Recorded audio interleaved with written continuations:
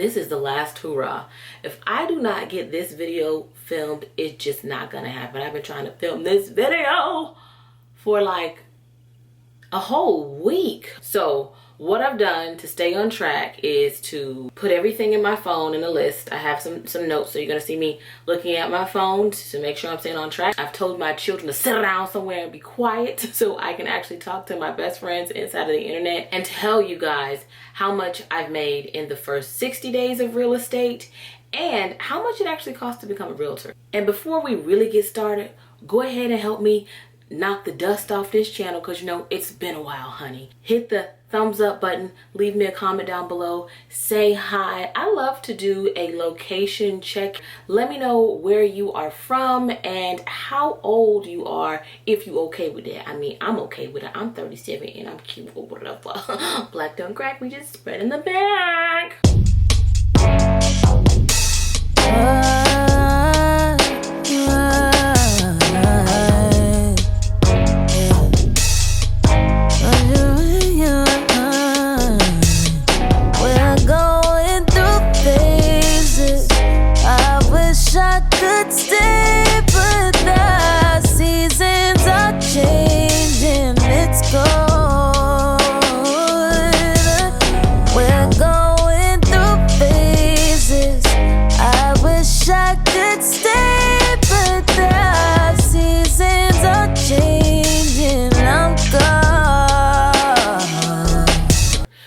In this video, I will be telling you guys how much I made in 60 days of being a licensed real estate agent and how much it actually costs to become a realtor. I know going into becoming a realtor, I was not informed. I didn't feel informed on how much it actually costs to become a realtor outside of the cost of school, which is anywhere from $300 to $400. We'll just round it up to $500 because you do have to pay for your books and there might be some additional fees that each instructor may charge you. I took online classes, so it was a little bit cheaper. Also, I'm in the state of Florida, so the prices that I give you might not be the exact same. I encourage you to do your own research, and in no way am I trying to discourage anyone from becoming a realtor, because right now everybody and their mama is a realtor. Literally. Me and my mama, we became realtors. But I do feel like the turnover rate in real estate is so high. People take the test and they jump in it and they don't realize what comes along with it and they burn out really fast. It's because you don't have all the information and the tools that you need. I thought, like a lot of people, I'm gonna just pay for school, pay for my classes, and I'm gonna take my test, and then I'm gonna be out here selling $1 million houses. Okay, commission here, commission check there. No. I mean, sometimes it works like that, but it don't work like that. There are immediate upfront fees that you need to have set aside. After you passed your pre-licensed class, you can then apply for your application to actually take the state test. You don't just get to go and be like, oh, I'm done with my class. Now I'm just gonna go online and sign up and take the test and bam, I'm a realtor. No, there's a whole application fee. A part of the application is background check and fingerprinting. It was about $80 to $90. Once your fingerprinting and your background check comes back, you can apply to take the state exam. You do not want to apply for the state exam before you get your background check and fingerprinting back, because you know the type of criminal that you are. Girl. And this is why it's very important, which is a whole nother topic. It's important to do your research. I'm not gonna say too much in this video. I'm gonna save it for another video. You know, Jesus hung out with criminals too. So hey, it is what it is. Criminals and sinners.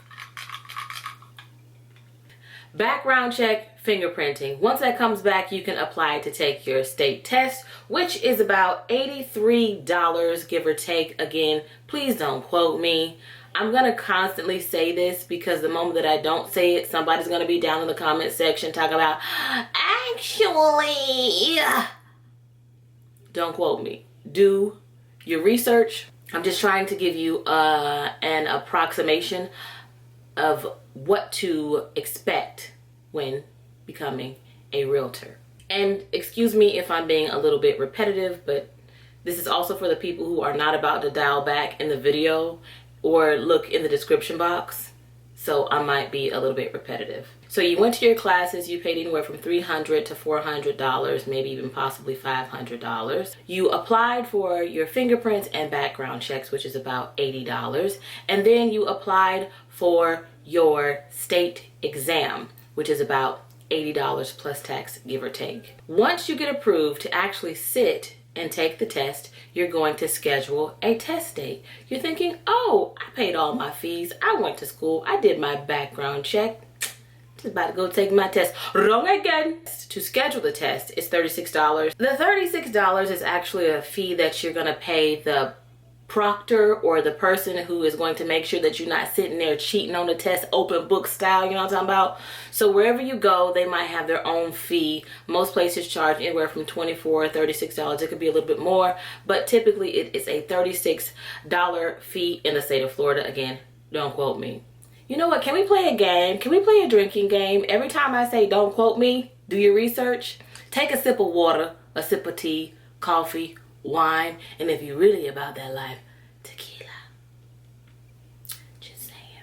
Okay, so after you take your test and you pass your test, hopefully you passed it the first time. If not, you can take it as many times as you want to, as long as you got your $36 and change, honey. I'm gonna say this. Be prepared to get a whole bunch of solicitation from brokers. Once you apply for your real estate exam, which says you're a law-abiding citizen, right? Your email, your contact information is going to go into a bucket, and all the brokers in your surrounding area are going to try and get you to become a part of their brokerage. This is the part where it's not technically an upfront fee, but sometimes it can be.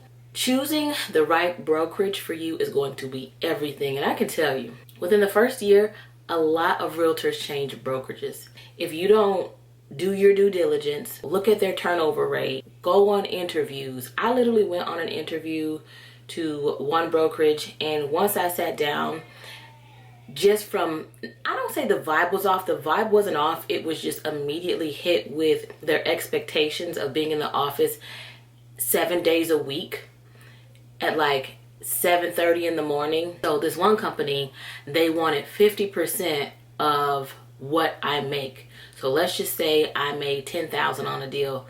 They want half of that. So with that being said, choose wisely, go on interviews. Like I said, I went on an interview and I knew that that place was not for me. Just the days and the long hours. It was like a legit call center where they were just like cold calling, and they wanted you to cold call and call back at least 100 people to 200 people a day. Girl, do you know how exhausting that is? How exhausting that sounds? I'm sorry, whatever God wants for me is gonna be for me. And God didn't tell me that I was gonna have to sit in an office that looks like something out of Wolf of Wall Street. Shout out to Wolf of Wall Street, because he's a very successful person, but also a criminal. But anyway, did jail time, but anyway, and really love Quaaludes. But anyway, I really like him. I really like the dude. I love the movie Wolf of Wall Street. It's very inspiring when you're in a sales position.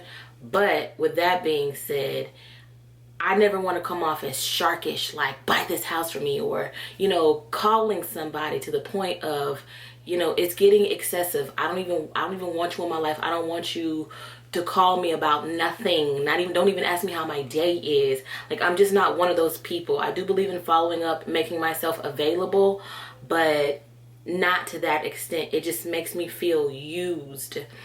So I don't want anybody else to ever feel used. So yeah, choose the right brokerage. So sometimes they do want you to pay an upfront fee. I know there's another brokerage in town. They want you to pay like $13,000 upfront, either from your first sale or just pay it out of your pocket or whatever, and then the rest is yours that you make off of any commission for the year. But it's an annual fee that they want you to pay every year. So just know, at the beginning of every year, you owe them $13,000, whether it's off of your first sale or until you pay that off of your different sales. Also, when you go to a brokerage, they're probably going to have you pay a monthly fee just to have your license with them, which kind of covers the office needs, marketing fees that they run. If you ever notice a really great brokerage, they are key experts in the market and just being very visible. So if they get a new realtor, they'll say welcoming to the office, or they'll say under contract, this house sold. So that is marketing. If your brokerage looks good, if your brokerage is selling, if they look like they're actually, selling homes and real estate, that is helpful. Okay, you don't want to go to a brokerage unless they're like a mom and pop kind of shop where they're not doing anything to give you inspiration. In this business, you need to stay inspired, because sometimes you're not always going to get a sale. Sometimes you work so hard on a deal and it falls through. So you need to stay inspired, and seeing other people make sales, being welcomed aboard, getting contracts, under contract, making it to close. You need to see that. And also sellers need to see that, because why would they want to list with a brokerage who isn't doing anything? And buyers need to see that, because why would I want a real estate agent who's at a brokerage who's not selling anything in this very competitive market? Like, who you fooling? Who you helping? Not me as the client. So you want to choose a brokerage that is out there. However, that's going to come with the fee. The more visible they are, the more, I don't want to say shark-ish they are, but the more they are visible online and out here with billboards, your commission split is going to be a bit heavier. I've seen 50-50 splits. I've seen 80-20 splits. I've seen 60-40 splits. Those splits can come down in those companies. I think a very popular brokerage here is Watson. Once you get done getting your split all the way down, I think the lowest you can get to is a 90-10 split, where you take home 90% and they take 10% home, but you got to work your way all the way down. After you find your broker that you are going to commit to, you're going to sign a contract with them, most likely, which just basically states some legalities or whatever, woo.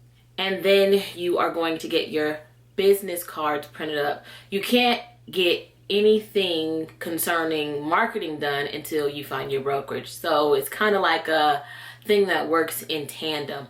Now, most of the time, like I said, if you go with a brokerage that is really heavy on marketing, they will give you like a package deal. They'll give you referrals to different people who will do your headshots, your photos. Sometimes I've seen in brokerages, they'll give you your first 1,000 business cards for free if you use their template in whatever company that they're using. And then if you need more, your second batch is up to you. So I would say definitely invest on your own side, because you can't leave it up to your broker to welcome you into the fray, to put you out there, to put you on a billboard, to put you on the internet. So you kind of have to do your pros and cons, again, of where you're going to go. If you go with a brokerage that's going to do a lot for you for, saying, marketing, expect your split to be high. And if you're going to choose a brokerage that leaves it up to you to do the bulk of your marketing, 100% of your marketing, I should say, expect a lower split. Now, if your broker/brokerage is not doing anything for you with leads, with marketing, none of that, and they still want a high commission split, I'm not telling you to run, but I'm telling you to run, girl. Because what are you getting? You know what I mean? That's your money that you're making, and you're paying the brokerage those fees or that split for a reason. There's an incentive behind it. So again, just be careful, because all brokers are not honest. I've heard of some brokers who weren't that, they were shysty and they didn't pay their realtors and they took the money and run. Of course, we don't expect them to be brokers, anymore, but it definitely happens. That's why it's really good to go with a reputable company, a reputable broker. Do your research. Again, do your research, friend. So yeah, just expect on your own to pay for your headshots, which could range from anywhere from like $150 and upwards. If you know how to do it yourself, then that's great. I know how to do my own stuff, because this is a part of my profession. So it is considered professional. But if you are not professional, please do not grab your iPhone and be like, click, click. No, don't do that. Hire someone. This is an upfront fee. Invest in your business. So it's going to be really up to you to figure out how much money you're willing to invest in your business when it comes to marketing. The next fee that you're going to have to think about, I wouldn't say get it right away, but at least with your first check, you're going to go ahead and get your LLC started.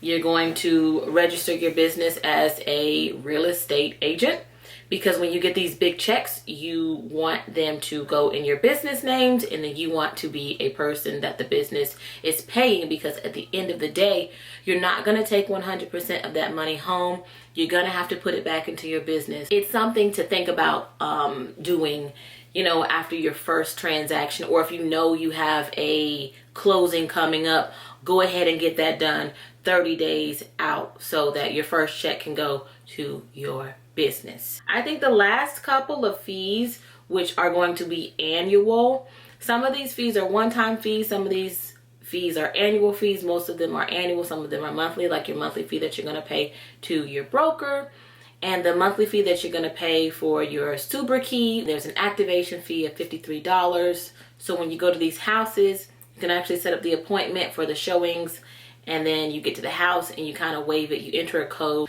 The lock boxes that you put the key in, let's just say you get a listing, someone wants you to sell their home. Those are about, I think maybe like $125, don't quote me, $125, maybe $175 a piece. You also need to be prepared to join a National Association of Realtors. It's called NAR. When you see somebody who has the name Realtor on their card with the R, it's a registered trademark. I know it's kind of like saying Taco Tuesday is a registered trademark, which is what LeBron tried to do but failed, because I mean, it's such a common word. However, somebody back in the day trademarked the word realtor. I mean, I always knew that was a made up word, because it don't even feel right saying it, realtors. It just does something to my uvula, the back of my throat. It don't even feel like a real word. It's just too many consonants put together. An L and a T, like there should be an A in them. Realtor. But whatever. In order to carry that logo, you have to pay an annual fee. Once you become a part of NEFAR, you'll get a couple of perks and benefits, which you can look into yourself, because that's not necessarily what this video is about. This video is about the different fees and how much it actually costs. So yeah, it's about $800, give or take. Let's just say you got your real estate license in the middle of the year. It'll be a prorated amount. Then there's another fee that you need to go ahead and prepare for, which is the MLS. It means the multiple listing service, or it is a multiple listing service, which allows you to go inside the internet and look at multiple listings, what is coming on the market, what is on the market, what is pending, what is under contract, what has contingencies to it, everything under the sun that you need to know about a particular property, from who owns it, what type of mortgage they have on it, everything that you could possibly need to know for your particular buyer. That is about $200 for an activation fee.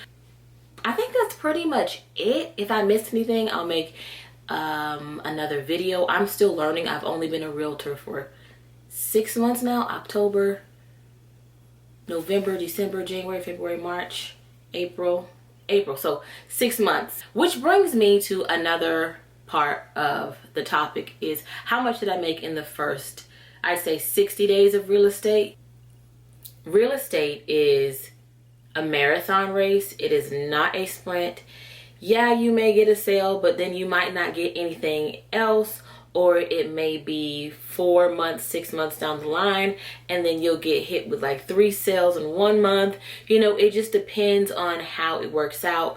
So you do have to have some patience in real estate, and it's all about the relationships that you make It's based on referrals. It's based on personality. It's based on networking. You got to have some networking skills for sure. So my first sale, I think I told you guys about this a while ago, but as a refresher, if you haven't seen any of my videos, if you are just stumbling upon my channel as somebody who wants to be informed about some real estate things, hi, my name is Valencia.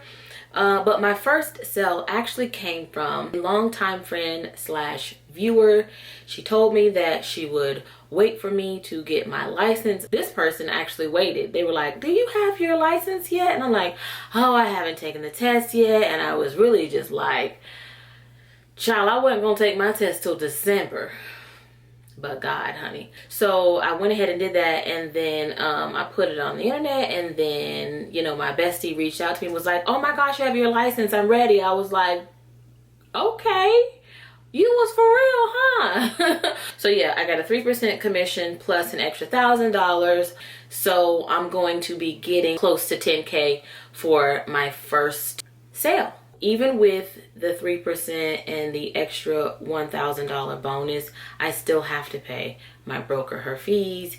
And because I wasn't really prepared for the upfront, because I wasn't really prepared for like the upfront fees, I have to pay all of those things back. So everything that I just said, about $2,000 in the cost of school that I'll be recouping, the fingerprints, the background check, testing cost, the Association of Realtors, along with the MLS fees, along with the super keys and all those things. It's a little over $2,000, and we're not even talking about the marketing that goes into it. Plus the broker fee, I'm really only going to be taking away half of what I made from my first sale. And it really, that's how it goes in real estate. Everything that I made within the first 60 days is going to go right back into the business. I'm going to get some more business cards printed.